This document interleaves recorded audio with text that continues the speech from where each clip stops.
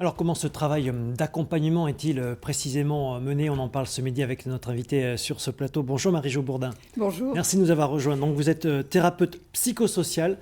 Vous intervenez donc, vous êtes marraine de ce projet.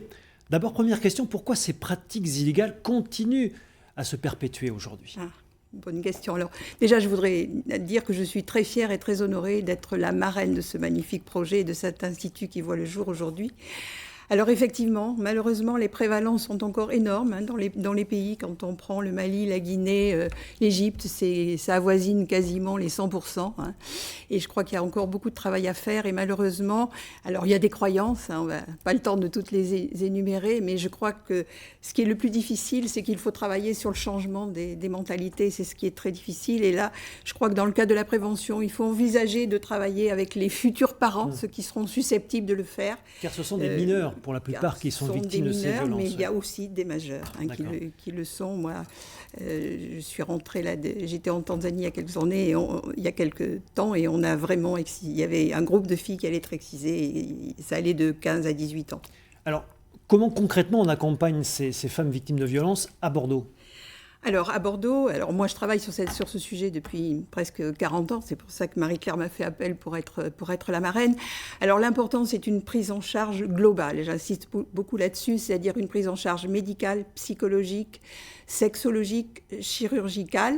Et encore, comme l'a dit Marie-Claire, il faut que ce soit avec la plus grande des prudences, parce que ce n'est pas non plus la solution miracle, et puis sociale.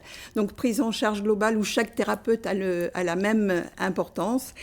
Et bien sûr, il y a un sentiment d'infériorité de ces femmes victimes de violences. Elles se plaignent d'anormalité, je ne suis pas normale, mais quand elles disent je ne suis pas normale, c'est en référence aux normes de la sexualité occidentale. Et c'est là où il faut être très prudent. J'en veux parfois aux médias qui idéalisent beaucoup la sexualité féminine, parce qu'il faut dire d'emblée, et c'est un message que je veux faire passer, que toutes les femmes victimes d'excision ne vont pas être victimes de psychotraumatisme, de souffrir d'un psychotraumatisme, de ne pas avoir de plaisir. Les sexologues nous l'ont appris, une femme excisée peut avoir du plaisir.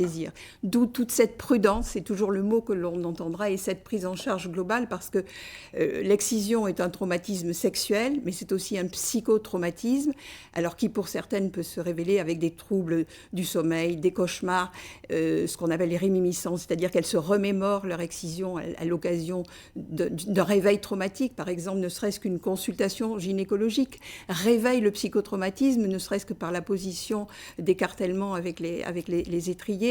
Il y a des réviviscences, c'est-à-dire qu'elles revivent ça.